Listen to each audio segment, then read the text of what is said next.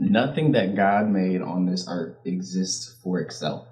Nothing exists for itself. Yep. Like not a single seed, not a leaf, not an insect, not an animal, not a person exists only to serve itself. Yeah. And so like why I think again going back to the power and the purpose of it, I mean go to the establishment. We got Genesis, right? We got the male, we got the female. But those two, a man leaves his parents and he becomes one with his wife. Yes. Okay? So these two became one. So now if I divorce you, then I've cut off half of me. Now tell me if you was working with half of your body, you think you work right? Absolutely. That don't make sense. That oneness is gone. I mean, you know.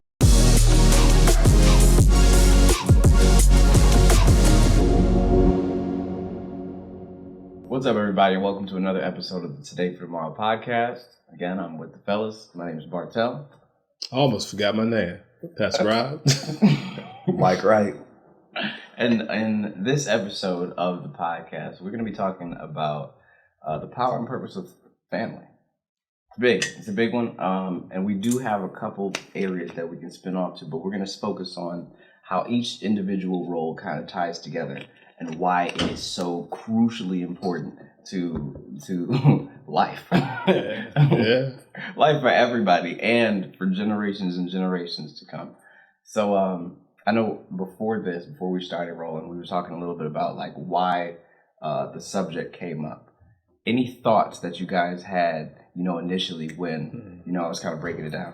It hit me because I'm like, man, you don't think about that whole power of the family. You think about maybe, you know, individuals in the family, but collectively, because it seems like the family has been attacked and fragmented throughout the years and throughout the last generations, you don't realize that there is power in the family. That's kind of the first thing came to my mind. Yeah.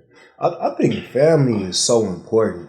And, you know, throughout the years, it seems like our families aren't as plentiful and strong as it used to be. And I hear my mom and my dad, they'll talk about their cousins and the family reunions.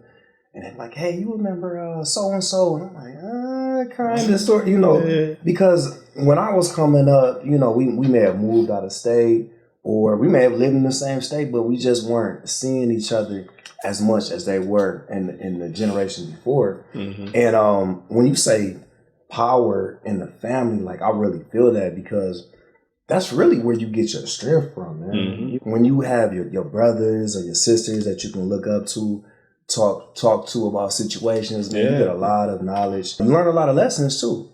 You know, I have an older sister and she lived a lot of life. So, you know, I was able to learn some things by watching, observing, and not necessarily having to go through those exact things, which I feel like you should do as, you know, every generation or every kid should learn from the one that is older. Definitely. So I think it was really interesting. You were talking about, you know, you go to a family event and your parents are like, oh, you don't remember so-and-so? Y'all, you know, you grew up with them. And I'm like, I don't know who that is. And another crazy thing, too, is like I've been at family events. They know. And don't call no name. No, I ain't saying no name. Wouldn't get in trouble, man. Might not be to go back. Right. You've only heard someone's nickname, so you've never known what their real name is. Yeah. Like I got so many aunties that they've gotten a nickname when they were a kid, and I was taught their nickname. And so like someone said one of my aunt's real name, and I'm like, yeah, I don't know who that is. I'm not related to that person. No, that's your auntie so and so. I'm like, what? Yeah. That's her name. Yeah, exactly. I'm like, so I'm 25 years in. Now I know what your real name is. But like one crazy thing about that too, though, is like, okay, there's a relationship that I have with my aunts, you know, my cousins. But then there's a different relationship that I got with my brother and my sister, my mom and dad. So it's like, where is in those two different kinds of relationships, like where do you put the most emphasis, where you put the most effort, and do you even try to make it equal, or are we solely focused on the immediate? Never thought about it like that, but I don't think you can make it equal because my sisters, my brother, we different people. I mean, we got traits alike because we picked them up from the same. We grew up in the same house and all that, and got the same parents. But we are like so different. Like my brother's why. I mean, I know how he think, but he's not outgoing, right? He's more of an introvert, But I'm more outgoing. I got one sister who's more, hey, she sit and watch TV all day, that's her thing. Smart as I don't know what. I got another sister, hey, you see her on the street, don't mess with her, don't cross her, Yeah. So, but all four of us are different people. So I don't think you can treat each other the same and equal because, we all kind of respond to different things. You know what I mean? We all show our affection a certain way. We all show our pain a certain way, So when I talk to my brother, I got to talk to him one way. When I talk to my sister, I got to talk to her another way. Yeah. I definitely get that. And I think it's one of those things where your brothers and sisters that's your immediate family. I think the way most of us are taught is, that's through thick and thin, no matter what happens. Look, you ride with your brothers, you ride with your sisters. That's blood. That's blood. And that's extremely important. But also think, it could be a cousin, it could be non-family, it could be just friends. I have some friends that are as close to me as my real brother or my actual sister. And I think that's a part of family too. And one thing that, a phrase that always comes to my mind, and I think we've kind of gotten away from this, is it takes a village to raise a child. You know what I'm saying? Where back in the day, it seemed like it was more involvement from the community. So it wasn't uncommon for you to, I could tell my son, hey, that's Mr. Rodney or that's Uncle Rodney or, Uncle Martell, where it may not be a blood connection, but it's like, look, this is somebody that's your elder, show the proper respect. But also, you can get some game, you can get some wisdom from too. And I think that's another part of the purpose of family that sometimes we don't really have a lot these days. Like I think the youth today, man, they really miss out on some of the lessons that were passed down to us. And I don't know exactly why that is. I mean, a part of it is, it seems like the grandmothers are getting younger and younger, man. Man, they are. But, I just jumped for 1 minute. When you made that one statement, I saw a quote that said, today, parents are so focused on giving kids what they didn't have and losing focus on not giving them what they did have. Yeah. And when you said that, it just made me think about that because the focus get lost because technology, all these different things, hey, the kids are getting A, B, C, and D. So, you feel like, hey, that's what you should be giving your kids at certain ages. I mean, I'm not faulting nobody for what they do, but the point though is that we forget about some of the things we had to do, whether it be chores, whether it be, I remember growing up cutting grass, my dad like, hey, there's many ways to make money. Yeah. Take this lawnmower, once you finish cutting our yard, Miss Jones' yard, and your uncle's yard, then you can go out and make some money. Yeah. So, and I know things have changed. You cannot send your kids out in society like that now because it's just too dangerous. But the point though is that we do forget about those things that we had to help make us who we are.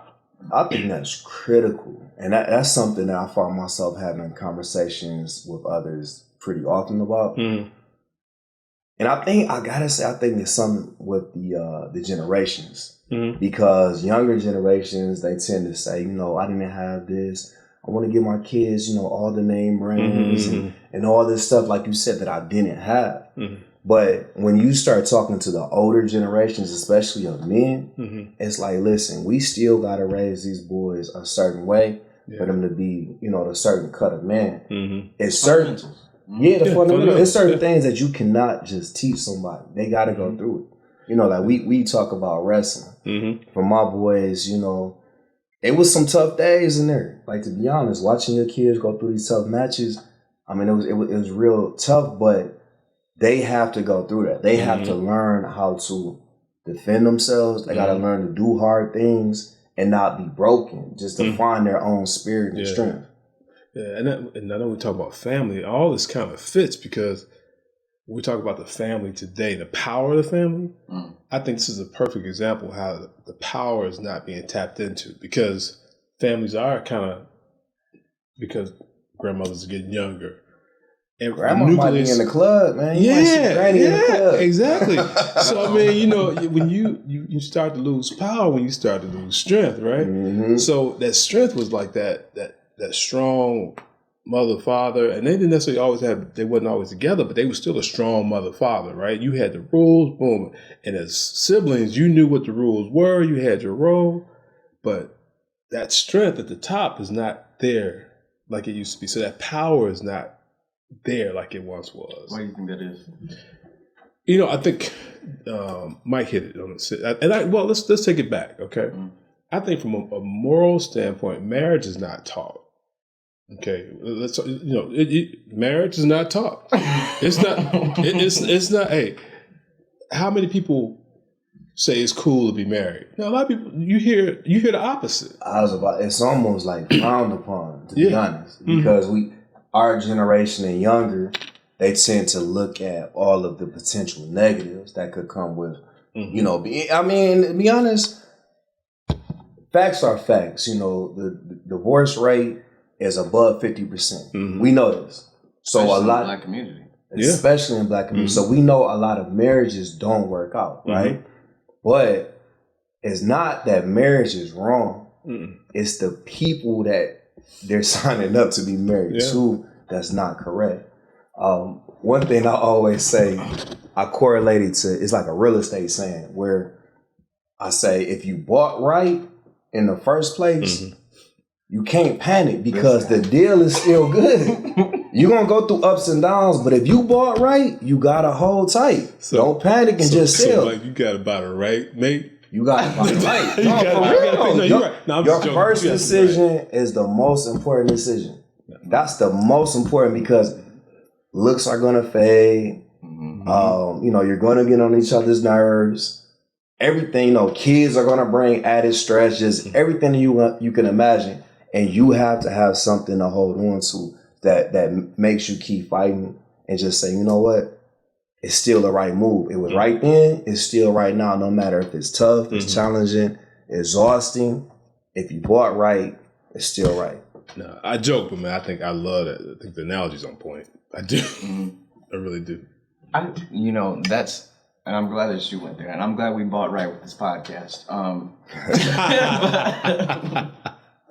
But so talking again about the power and the purpose of a family. So when you were just talking about how you have to buy right from the beginning, and then you can't, also people just want to jump ship, halfway through the deal or whatever. But the thing is, going into the deal, I don't think we have enough.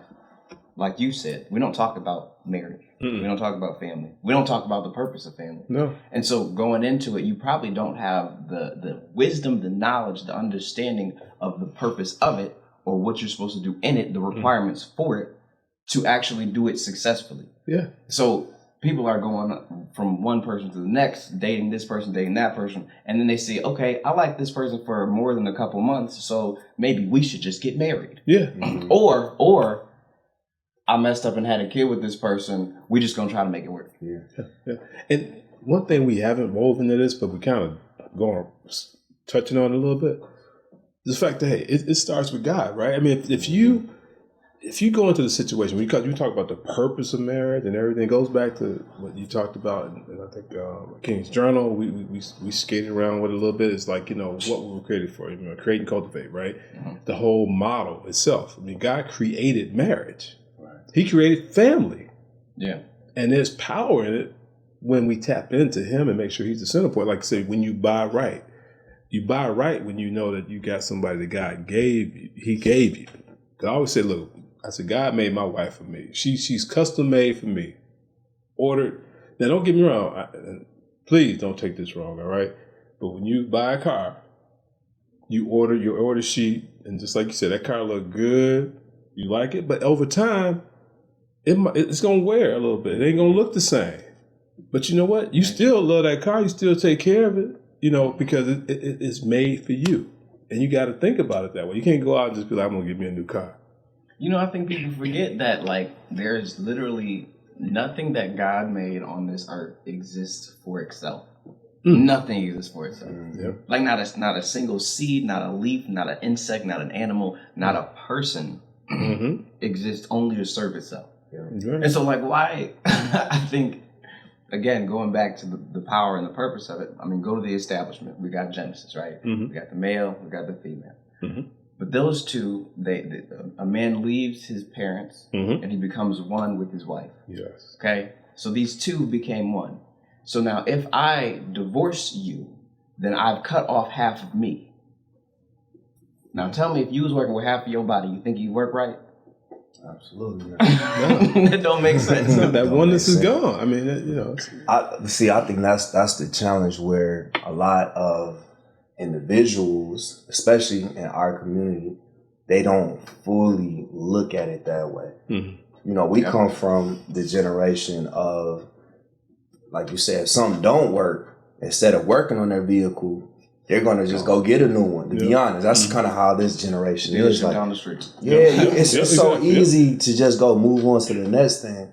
Another thing I wanted to touch on, and I feel like we have to touch on, is the fact that it's so much trauma in our upbringing sometimes, where we've gone through challenges, we've gone through, and I say we, meaning us as a collective, maybe myself, maybe other people, but broken homes, all types of stuff that you see when, maybe it was a couple that they were married on the surface, but behind closed doors, they had a toxic relationship. It wasn't real. And so people that saw that, maybe it was the kids, when they grow up, they're like, you know what? I don't want anything to do with that because I saw how that worked out for this person, or I saw how that worked out for that person. But going back to our original point, it's not the institution of marriage that's incorrect. It was just the actual individuals that were flawed and imperfect. And we got to remember that, we're people. It's just like the same with church. Like we talked about, some of the issues that we have with different churches. And it's like, listen, a lot of those stem from people. Yeah.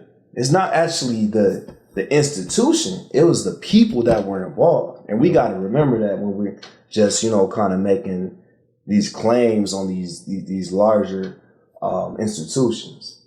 Yeah. Putting the blame on the institution versus losing sight of the individuals. Yeah. And I think, just to hit on the power of marriage again, and what you was talking about, because I know, look, my parents, they've been blessed to be together, 66 years. But I'm not going to sit and tell you they got a model marriage. There was things that I saw that were negative where I'm like, man, I don't know, and that's to me, that those are power drains, right?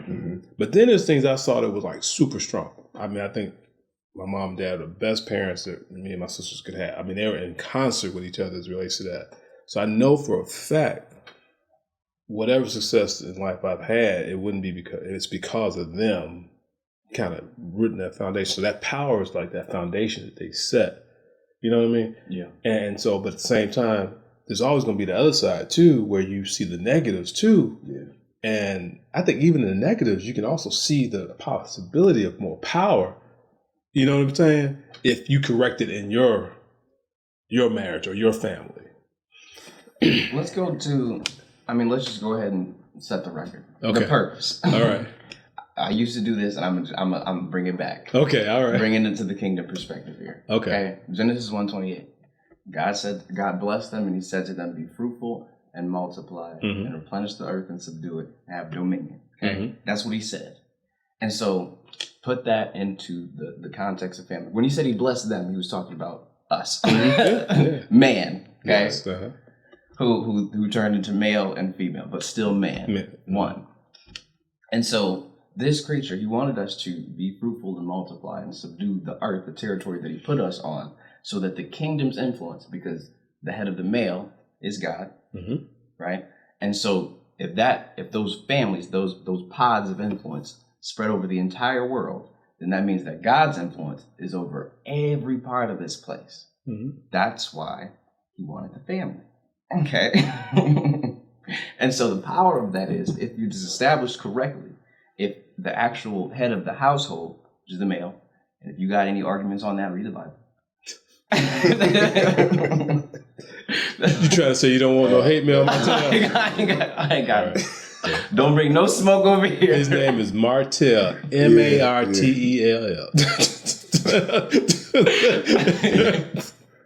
No, that's you know what? That's actually a good point though, and I will say this, and we don't want to segue too far off of the purpose of today's discussion, but I think that is another part of how things get misconstrued because, and I'm gonna have to put my brothers out there a little bit. A lot of brothers haven't fully stepped into that role of being the head of the household and everything that it comes with. Mm-hmm. And I think that causes doubt, confusion, a lot of questions from our women counterparts when we as brothers don't make the right decisions and fully step into our roles as the head of household. It's not just a title. We got to actually live it, day in and day out. Most definitely. And I think that's so you talked about we don't want to take that responsibility because that's a really big part of it. It's a huge responsibility. And we got so many generations and generations and centuries of males claiming to be men because they're stronger or they go to work and they pay bills and, and the Bible says I'm the head of the household, so I'm better than you. But both were equal. Yeah. Both were equal, but God established order as well. Mm-hmm. So God spoke to Adam, right? And his job was then to get that message to who created to help him. To Eve. Yeah. And so, although these two are equal, they both have a purpose, they both have a role, and God established a certain order so things could function the way that He designed them to. And when you hit a key there, right? And Mike started, and you when you said that role, because and the power gets lost when the role gets flipped. Exactly. And so when you talk about, and you're absolutely right. Brothers are stepping up. They're not, because that role reversal is happening. Yeah. Because it is. That's true. It's actually a lot more women that seem to be stepping up. Yeah. And in these households, taking on the lead. They're taking on the lead. And that's when I think it gets very confusing because a lot of the men, they don't feel like niggas. They're like, well, she's not stepping. I mean, she's kind of overruling me, what I want to do. So they not feeling 100. But then the women are like, well, you wasn't stepping up, so somebody had to. And that's where I had just wrote this down, where family equals team. Mm-hmm. We ultimately, we're not working against each other. We're each other's teammates. Mm-hmm. And we got to figure out how to get our team and our teammates working to be their optimal self. Because if it's good for the team, it's going to be good for them. Yeah. So the whole point goes back to what you were saying, Martell, where the purpose of family is to work for the greater good. It's not just for ourselves. And I think that right there is one of the biggest pieces that has been lost with us as a community, where we got to figure out what's better for us. If I'm watching your back, you watching his back, he watching mine, we all covered. We covered. If one person breaks the chain and I'm watching your back and you watching your back, somebody's uncovered. Well, we talk about family, like the husband, wife, kids, and all that structure. But when you think about it, that family structure, I mean, for one, the church family. If we Christians, we all part of the Christian family, part of the body. Now, growing up, you had gangs, right? So when you was part of a gang, you was part of the family. But so the principle and the concept is the same no matter what. If it's a family, just what you just said, everybody got each other back. You're looking out. Everybody has a role. You got a captain. Everybody has a role in the family. Yeah. So when you think about, let's say, God's structure, father, wife, kids, the father is set to be the captain, okay? But like you said, the wife they equal, but the role is the father's supposed to lead. or the man in this case? The thing is, it's crazy that this is debated so much. It's ridiculous. Like everybody, I feel like this is just the topic of discussion, and 100% people are getting this wrong a lot of the time. Okay, and so it's like they get so the female, well, she can go get a job and pay her own bills, and she can go do this and she can go do that. That's not what it's about. No, it's not. The thing is, the way that it was structured, we're going back to the first two pages. Okay? God had established it to where he's giving orders to the man. And we know Jesus did it right, okay? Jesus didn't do nothing by his own will. He did it by the will of his Father, right? And that's how it's supposed to be. So the male, people got issues because they feel like their wife won't submit to them, right? It's because the guy probably ain't submitted to God. Exactly. That's the first submission. Yep. And so it's just supposed to be that chain of command. The male ain't doing nothing by his own will because he listened to the Father. If he ain't checking in with God, if he ain't praying, if he ain't going to church, if he ain't being the spiritual leader in the household, then where are you leading? He's not in line. You're right. You're right. And one thing, when you look at talking about the husband and wife roles, and you look at Ephesians, what it talks about, everybody want to focus on that submit piece. But it's a lot more about the role of the husband. It is. It's almost twice as much about what the husband role is in that piece. And like you said, God has to be the center. It has to be. I always tell young ladies, like, listen, if you really want to find out, who that man is, find out what he submits to.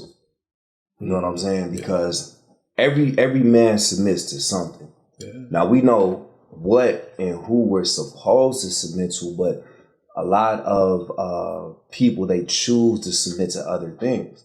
All you got to do is sit back and watch them. Listen to what they say, too, but sit back and watch somebody, especially when they think you're not watching them. And they'll tell you everything you need to know.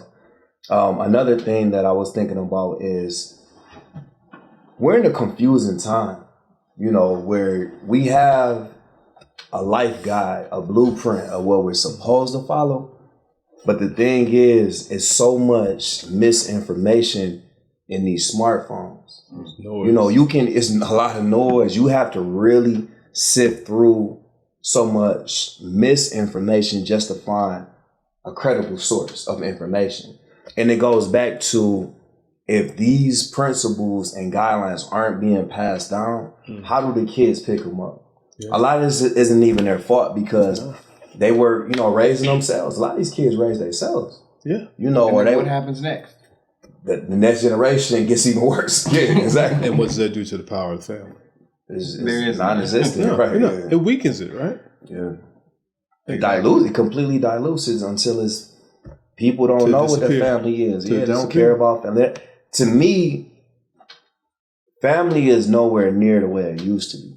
It used to be you go against one person in the family, you knew whoever else. That whole household. The whole house is coming. It was bad news for you. It was bad. Depending on who was in the household. You got a big family where you got that type of family that, they about their business. Yeah, you like, no, we don't mess with that family. You know what I'm saying? But now it's kind of like everybody feel like they on their own. You're right. Because they're so caught up in these phones. So we kind of shaped this. I think we've been clear about that.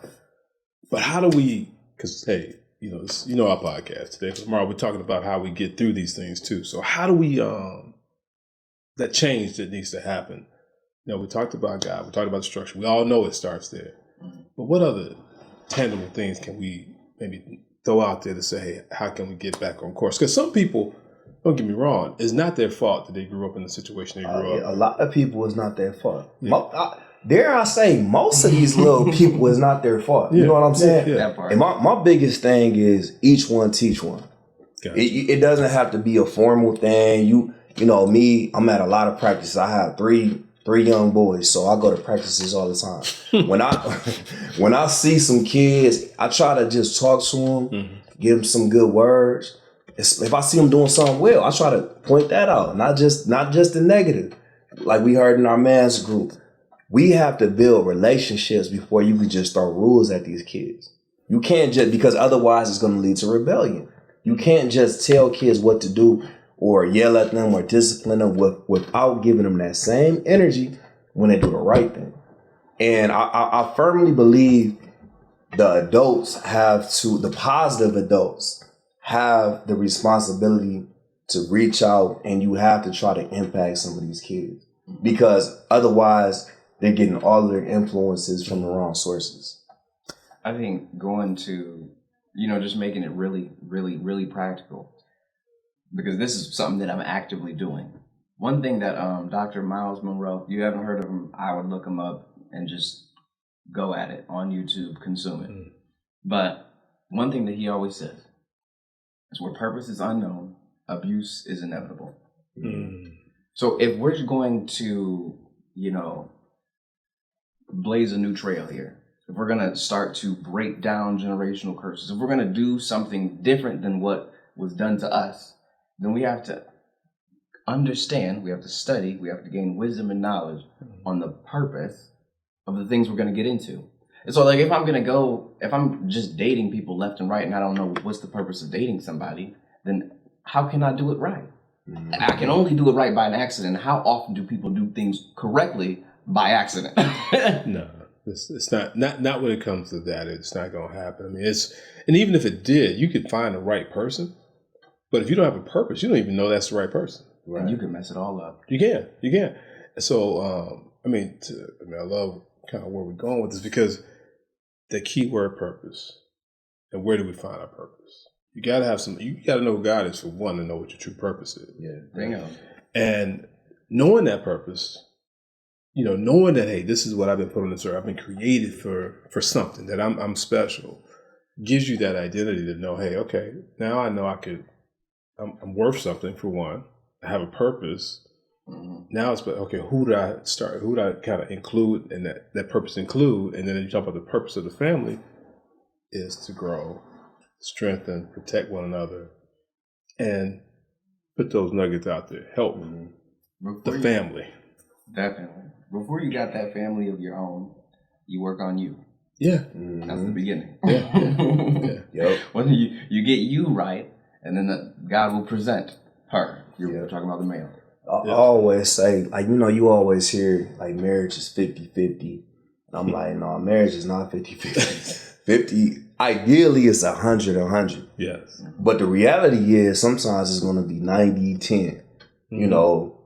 80-20. You may have to drag your partner some days. They may have to drag you to the finish line some days, because the key is, we're all human. We all have strengths, we all have weaknesses, we have our good days, we have our bad days. Sometimes we wake up feeling on top of the world. Other days we wake up feel like the world on top of you. And this is the reality. And so, like you said, Montel, you still have to spend that time and focus trying to figure out your purpose, because sometimes your purpose isn't revealed to you. Okay, you have to go seek it. You have to go through different iterations of trials and tribulations. And by that process, to me, that's when you really find your purpose. It's really going back to the process, like I'm going to do. Coach Mike. We're going to go back to the process. You got to get back in your process. That's really the pot of gold. It's not at the end of the rainbow. It's the daily steps that you take getting to a purpose, because along the way, different things are going to be revealed to you. You guys know this story. Y'all don't. But when you talked about getting yourself in order first, and you talk about finding that purpose, because I moved here almost 30 years ago now, and I was distracted where I was, right? So my purpose was hanging out with friends, doing all those other things. I had to look in the mirror. God had to get me right and make me feel okay with myself, to know that He had a purpose for me. And that's when He prepared me to be ready for the woman He had for me, Sherry. Because I wouldn't, if I would have got married any sooner than I did, it would not have worked, because I did not know my purpose. I was not in line. So when you said this, it's triggered in me. So I had confession, y'all. So anyway, just say it. But so and none of us are perfect here. So don't take it like that. We just being real with you, being real with each other, and just thankful God been showing us our purpose. Man, one thing I think everybody needs to do. Everybody needs to do. And I think we don't do this enough. And I think, one, we're not told to do this enough, but it's crucially important. If there is something that you don't know about, you're questioning an industry that you're trying to get into, if there's something that it's a big life decision and you are wondering what to do about it, yes, people run to other people, which is good. I mean, if you got wise people around you, but there's a book. I don't know if you guys know about this book, but there's a book that has, it's got these different books inside of it, these different chapters, and it gives you like the principles that work for all of existence, like for every person. I know the book. It's a bestseller. It's been a bestseller for a long time. Yes. But this one, if you want to know about the purpose of a family, it's in there. If you want to wonder about the purpose of a man or a woman, it's in there. If you want to know how to raise your kids, it's in there. Martell, I think I know what you're talking about. Is it the Bible? How did you know? It's the Bible. Yeah. And so the reason that I say that is because, like, we were talking about the purpose and the power of the family. Before we jump into something that we don't know anything about, might as well go ahead and understand exactly what the Bible says about how it's supposed to work and your role in it, so that you at least have some guidelines for doing it right. Hey. And one thing I want to just add on that, if you're learning how to read the Bible, you may want to get a good study Bible. Because for me personally, that was a game changer. Like once Rodney gifted me a study, because I was telling him I was having trouble, with life applications at some points in the Bible. And the study Bible is a complete game changer. So I highly recommend that if you're still looking to learn how these lessons apply to your daily life today. I'm glad you shared that, because it's just true, because we'll read the Bible and without having some context, it's hard to kind of take it, connect the dots. Well, fellas, look, I know we at that time, man. Time always fly, but man, you are closing, Martell. I think it's time to close it out. I think we probably will come back to this topic in some form or fashion, maybe dig into little elements of it, but I think it's time to kind of put that bow on it. Well, thank you for joining us today. I think if you didn't get it, we got Genesis 1:28. Go read that. All right. God blessed them, and He said to them, "Be fruitful and multiply, and replenish the earth and subdue it, and have dominion." He's talking about family. Okay. And so the thing is, what we've all been talking about is this is not an individual a thing where one person is super important and then everybody else is less important. It's like we're a team. We have to work together. And the prize, the goal, is to create the type of family that God designed originally, so that family can spread across the entire planet. Because the key is, God created the family so that He could have His influence over the world. Yes. Not Rodney's, not Martell's, not Mike's. It's God's kingdom. Right. And so understanding that, going to the book that He designed for us to get his mind into us. If we go to that and we understand like the principles that He put in there that will not fail until the end of existence, then we will have a good solid foundation for what we need to do and how we're supposed to do it and the purpose of doing it, so that we can build upon it and so that we can actually live the life that we were created to live. And one last thing I want to say just about family is like, man, we really got to get back to just being a family again. And it doesn't have to be your biological family. Just, we really are one family, and it takes a village to raise these kids. And I think everyone has to do their part, man. And